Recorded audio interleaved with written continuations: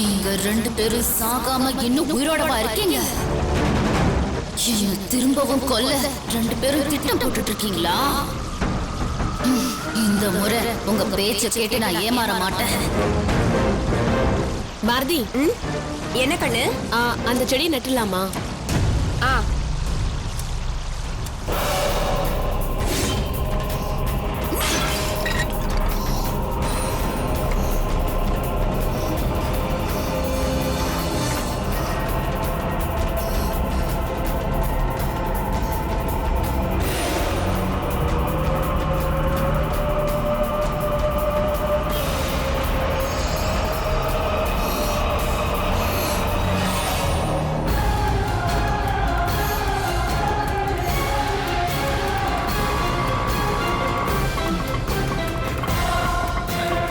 இந்தப்பா.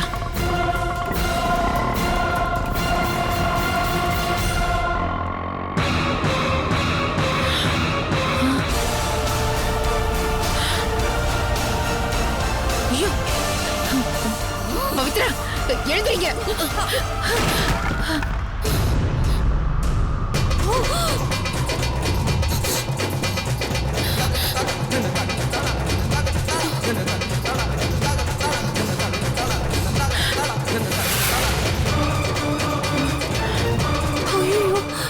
என்னத்த மேல யாருமே இல்ல, தொட்டி எப்படி கீழே விழுந்துச்சு?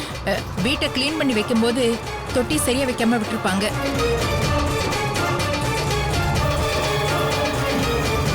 சரி, இதெல்லாம் எடுத்து கிளீன் பண்ணுங்க. போங்க. போ. சரிங்க அத்தை. போ. உங்க ரெண்டு பேரோட சாபம் ஏன் கையில தாண்டி விட மாட்டேன் உங்களை.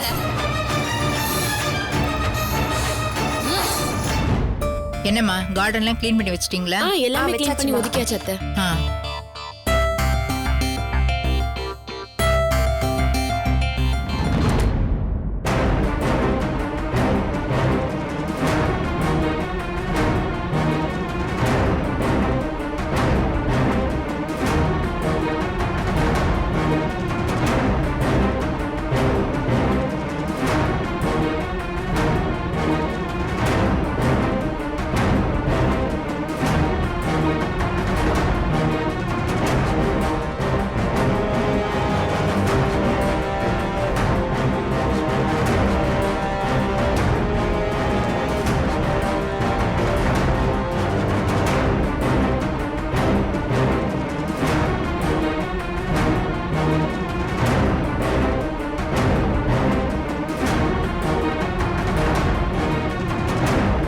என்னம்மா, ரெடி ஆயிட்டீங்களா? ஆமாம்மா. கிளம்புறதுக்கு முன்னாடி வந்து ரெண்டு பேரும் சாப்பிட்டுட்டு போங்க. இல்ல பரவாயில்ல, இருக்கட்டும். நாங்க போற வழியிலே சாப்பிட்டுக்கிறோம். லட்சுமிமா, போலாமா? போலாங்க. எனக்கும் நல்லாமூருக்கு போகணும்னு ரொம்ப ஆசையா இருக்குங்க.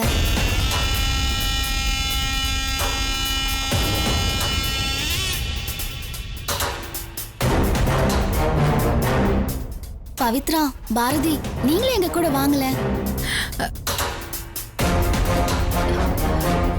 அந்த ஊருக்கு போனா உங்களுக்கு ரொம்ப பிடிக்கும். வாங்க போலாம். கண்டிப்பா வரோம் லட்சுமி. ஏங்க, இவங்களையும் நல்லாமூருக்கு கூட்டிட்டு போலாங்க. அதெல்லாம் ஒண்ணு வேண்டாம் லட்சுமி. நீங்க ரெண்டு பேரும் மட்டும் இப்ப உடனே கிளம்பி போங்க. ஏன் அத்தை, இவங்களும் எங்க கூட வரட்டுமே? இல்ல லட்சுமி, இப்பதான் எனக்கு உடம்பு கொஞ்சம் கொஞ்சமா சரியாயிட்டு வருது. என்ன பாத்துக்க வீட்டுல யாரும் இல்லல்ல. காவியா காலேஜ்க்கு போயிடுவா. இவங்க என் கூட இருந்தா எனக்கு கொஞ்சம் உதவியா இருக்கும்.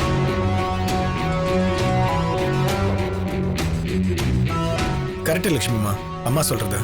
அவங்க ரெண்டு பேரும் அம்மாவுக்கு கூட துணையா இருக்கட்டுமே. ஒண்ணு யோசிக்காதம்மா.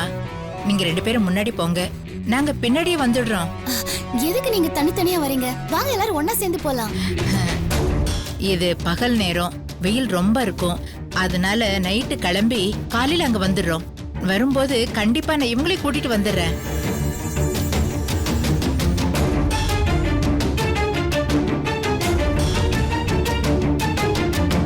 லட்சுமிமா, அம்மா சொல்றது கரெக்ட் தானே? பாவம் அம்மா வெயில் அலைய வேண்டாம். இப்ப நம்ம கிளம்பலாமா? நாங்க வாசு வரோம்மா. ஒரு நிமிஷம்ப்பா.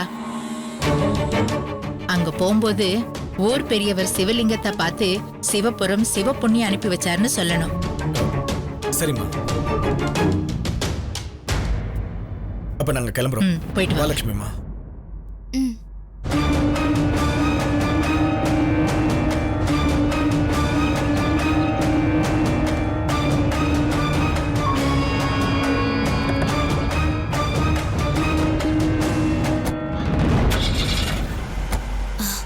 பவித்ரா, பாரதி, நீங்க 2 பேரும் அத்தை கூட கண்டிப்பா வந்துருங்க. ம்? அங்க உங்களுக்காக கண்டிப்பா காத்துக்கிட்டு இருப்பேன். சரி லக்ஷ்மி, நீங்க பார்த்து முன்னாடி போங்க, நாங்க பின்னாடியே வந்துடுறோம். ம். வாசு, பார்த்து கார் ஓட்டிட்டு போ. சரிம்மா.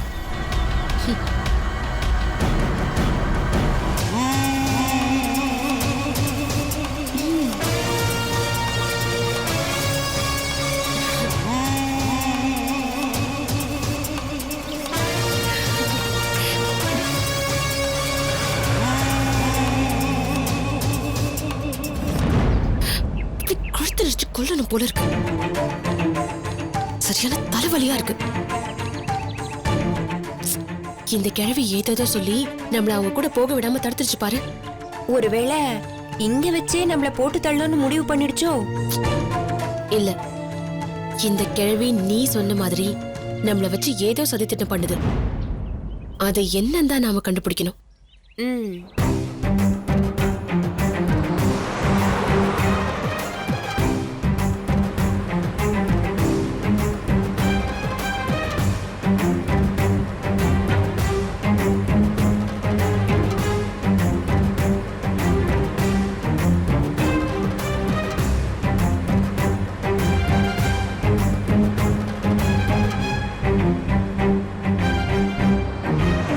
என்னடா சந்தோஷமா கார் ஓட்டுறியா?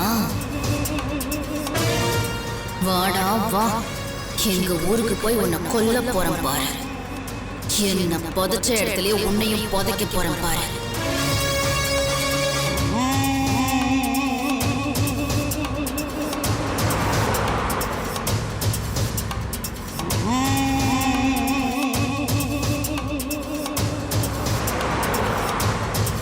என்னங்க? என்ன லட்சுமிமா? என்ன கடை அது? என்ன விக்கிறாங்கன்னு பார்க்கலாம்.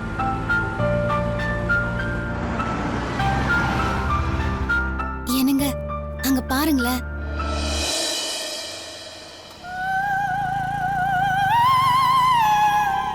அந்த கடையில முத்து வச்ச கொலுசு வாங்கி தரீங்களா? லட்சுமிமா, என்ன இது? ஏதோ சின்ன குழந்தை மாதிரி முத்து வச்ச கொலுசெல்லாம் கேட்டுட்டு இருக்க? இல்லங்க, நான் ரொம்ப வருஷத்துக்கு முன்னாடி ஆசைப்பட்டதுங்க. ஓகே, சின்ன வயசுல ஏதோ ஆசைப்பட்டேன்னு நினைக்கிறேன்.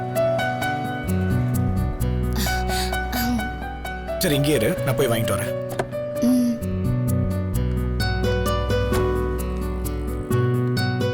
வாங்க சார். அந்த முத்து வச்ச கொலுசு எவ்வளோ? 500 சார். சரி, கொடுங்க.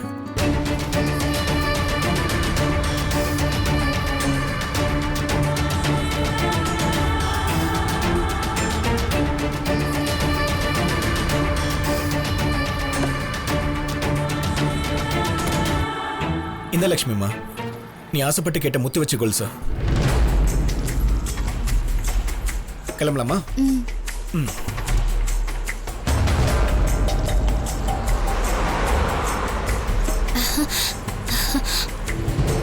ரொம்ப நன்றிங்க. எனக்கு ரொம்ப பிடிச்ச முத்து வச்ச கொலுசு உங்க கையால எனக்கு வாங்கி கொடுத்தது ரொம்ப சந்தோஷமா இருக்குங்க.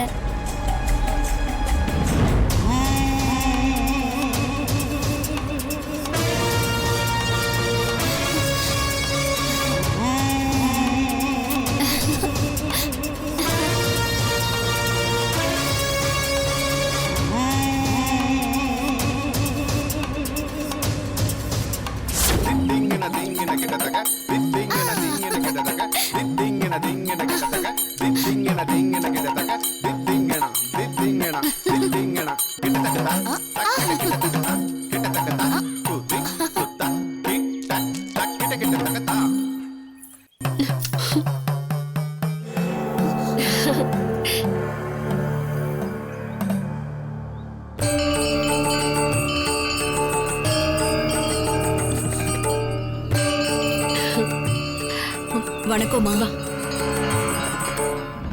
ஏய் இந்தா, நீ ஆசைப்பட்டு கேட்ட கொலுசு.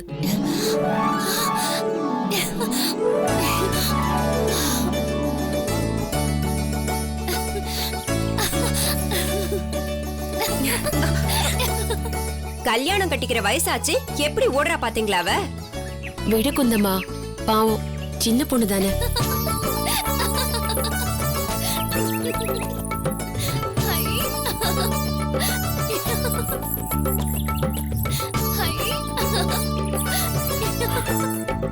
அம்மா ரொம்ப நன்றிங்கம்மா. அவளுக்கு விவரம் தெரிஞ்சதுல இருந்து எதை ஆசைப்பட்டு கேட்டாலும் நான் வாங்கி கொடுக்காம இருந்ததில்ல. இன்னைக்கு அவ சந்தையில ஆசைப்பட்டு கேட்டப்போ என்னால வாங்கி கொடுக்க முடியல. என்கிட்ட காசு இல்லாததை மறைச்சு ஏமாத்தி நான் அவளை கூட்டிட்டு வந்துட்டேன். நல்ல வேலைமா, நீங்க வாங்கி கொடுத்துட்டீங்கம்மா. அவ வருத்தப்பட்டா என்னால தாங்கிக்க முடியாதுமா. ரொம்ப நன்றிமா. ஏய், உன் தங்கச்சி என்ன பெரிய ராஜகுமாரியா? அவ வருத்தப்பட்டா உன்னால தாங்கிக்க முடியாதாம்ல? அப்படி என்ன? அப்படி என்னடி உன் தங்கச்சியை வளர்க்கற? ஏன் இப்படி எரிஞ்சு விழுற? கொஞ்ச நேரம் சும்மா இரு. சகப்பி, குந்தம்மா பேசின எதையும் மனசுல வச்சுக்காத. உன் தங்கச்சிய ராஜகுமாரி மாதிரி தான் நீ வளர்த்திருக்க. சகப்பி, உன்கிட்ட நான் ஒரு சங்கதி சொல்லணும். அதுக்கு உன் அனுமதி வேணும். என்னம்மா நீங்க இதுக்கு போய் என்கிட்ட அனுமதி கேக்குறீங்க? என்ன சங்கதின்னு சொல்லுங்கம்மா. உன் தங்கையை ஒருத்தருக்கு 2ஆம் தாரமா திருமணம் செஞ்சு தரணும். என்னம்மா சொல்றீங்க? 2ஆம் தாரமா? ஆமா சகப்பி, அவரோட மூத்த தாரத்துக்கு குழந்தை இல்ல. அதனாலதான் நல்லம்மாவை 2ஆம் தாரமா கேக்குறேன். நீ எப்படி உன் தங்கையை ராஜகுமாரி போல வளர்க்குறியோ அதே போல அந்த மூத்த தாரமும் நல்லம்மாவை ராஜகுமாரிய போல பாத்துப்பாங்க. அவளுக்கு அந்த வீட்ல எந்த குறையுமே இல்ல. அவ அந்த வீட்ல ஒரு மகாராணிய போல வாழலாம்.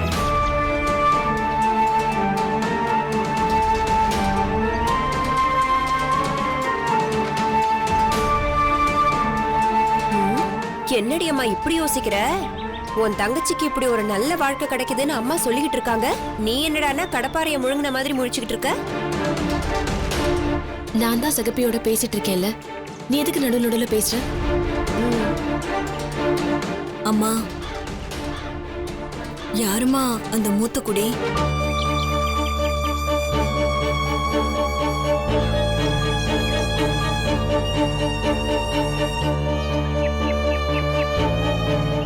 அது நான் தான், அந்த மூத்த பொண்டாட்டி. என்னம்மா சொல்றீங்க? நம்ம ஐயாவுக்கு 2ஆம் தரமா கேக்குறீங்களா? ஆமா சகப்பி, என் வீட்டுக்கு தான் நீ நல்லம்மாவை கல்யாணம் பண்ணி அனுப்பி வைக்க போற. நீ எதுக்கும் கவலைப்படாத. அவளை நீ எப்படி பத்திரமா பாத்துக்கிற, நீ எப்படி அவளை பாத்துக்கிறியோ அதே மாதிரி நல்லம்மாவை நானும் என் கூட பிறந்த தங்கச்சியா நல்லா பாத்துப்பேன்.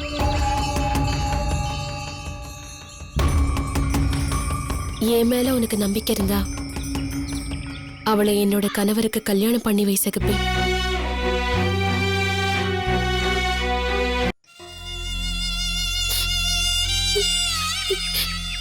என்னோட வம்சத்துக்கு ஒரு வாரிசு வேணும். அதுக்கு நல்லம்மா வேணும் சகப்பி. நீதான் மடிப்பிச்சு போடணும் எனக்கு. என் மடியில தவழ என் கணவரோட ஒரு உயிர் வேணும் எனக்கு.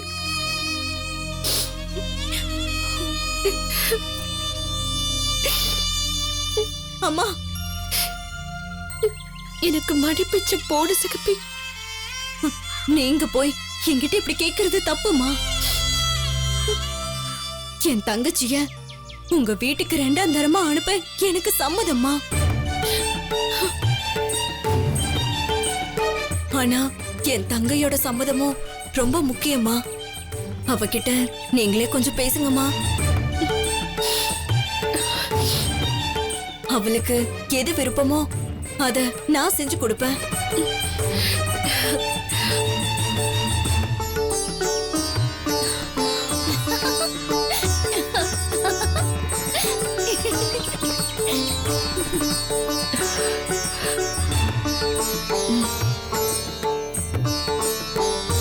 நான் நல்லம்மா கிட்ட பேசுறேன். சம்மதம் வாங்குற சகப்பி. அவ ரொம்ப நல்லவ. என் வீட்டுக்கு அவ வந்தா போதும். நான் எப்படியாவது அவகிட்ட சம்மதம் வாங்குறேன்.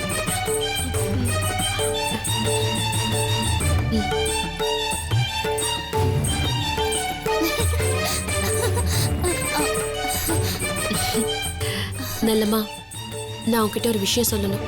சொல்லுங்கம்மா. நீ எங்க வீட்டுக்கு மருமகளா வரணும்.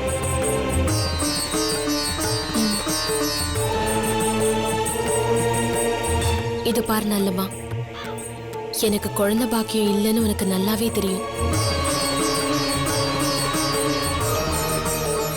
என்னோட புருஷனை நீ ரெண்டாதாரமா கல்யாணம் பண்ணி எனக்கு ஒரு குழந்தைய பெத்து கொடுக்கணும்.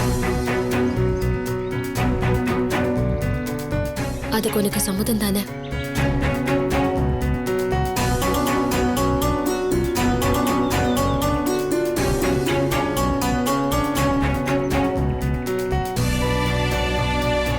என்ன நல்லம்மா இப்படி யோசிக்கிற? உனக்கு கிடைக்க போறது சாதாரண வாழ்க்கை இல்ல. உன்ன மாதிரி எந்த பொண்ணுக்கும் கிடைக்காத மிகப்பெரிய வாழ்க்கை கிடைக்க போகுது. சரின்னு சொல்லி உடம்பு புடியா புடிச்சுக்க. உனக்கு கல்யாணம் செஞ்சு வைக்கணும்னு ஆசைப்படுறதே அவரோட மூத்த தாரம் தானே. அதுக்கப்புறம் நீ எதுக்கு பயப்படுற?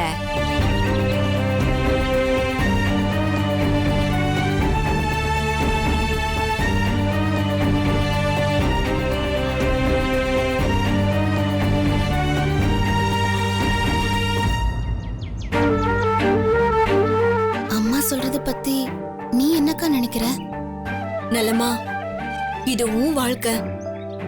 நீதான் முடிவு பண்ணணும். நல்லா யோசிச்சு நீயே அம்மா கிட்ட முடிவை சொல்லுமா.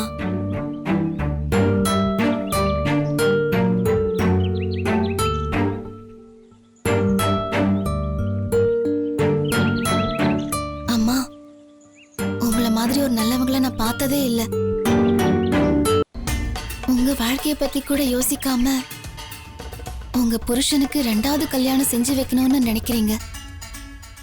ஆனா அந்த விஷயத்துல எனக்கு ஒரு சின்ன வேண்டுகோள்.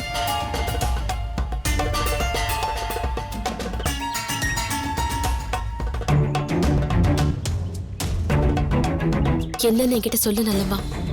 நீ என்ன சொல்றியோ அதை நான் செய்வேன். என்ன கல்யாணம் பண்ணிக்க ஐயாவுக்கு சம்மதமான்னு எனக்கு தெரியணும். இந்த விஷயமா ஐயா கிட்ட நான் பேசி முடிவெடுக்கணும்.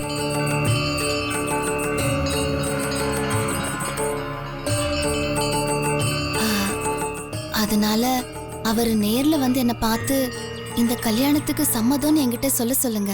அவ்வளவுதானே? நான் இப்பவே அங்க போய் அவரை இங்க அனுப்பி வைக்கிறேன். அவரை வற்புறுத்தி இந்த கல்யாணத்துக்கு சம்மதிக்க வைக்காதீங்க. அப்படி செஞ்சா நம்ம 3 பேரோட வாழ்க்கையுமே கேள்விக்குறியாயிடும். இவ்ளோ பெரிய முடிவெடுத்த நீங்க நல்லா யோசிச்சுதான் முடிவெடுத்திருப்பீங்க. நான் நம்புறேன். நல்லம்மா, நான் கூட உன்னை சின்ன பொண்ணுன்னு தான் நினைச்சேன். ஆனா நீ இவ்ளோ ஆழமா பேசுறத பார்த்தா எனக்கு சந்தோஷமா இருக்கு. நான் நல்லா யோசிச்சுதான் இந்த முடிவை எடுத்திருக்கேன். இதனால நம்ம யாரோட வாழ்க்கையும் பாதிக்காது. நீ மட்டும் நான் கேட்டதுக்கு ஒத்துக்கிட்டா உன்னை என் குலசாமியா நினைச்சு நான் தினமும் கும்பிடுவேன். அம்மா, உங்களை மாதிரி நல்லவங்க இருக்கிற வீட்ல நான் வாழ கொடுத்து வச்சிருக்கணுமா? உங்க புருஷன் என்கிட்ட சம்மதம்னு சொன்னதும் அவர்கிட்டயே என் சம்மதத்தை நான் சொல்லி அனுப்புறேன். அது மட்டும் இல்ல, நான் என் நல்லம்மா ஆத்தா கிட்ட குங்குமம் போட்டு கல்யாணம் பண்ணிக்கவான்னு உத்தரவு கேட்கணும்.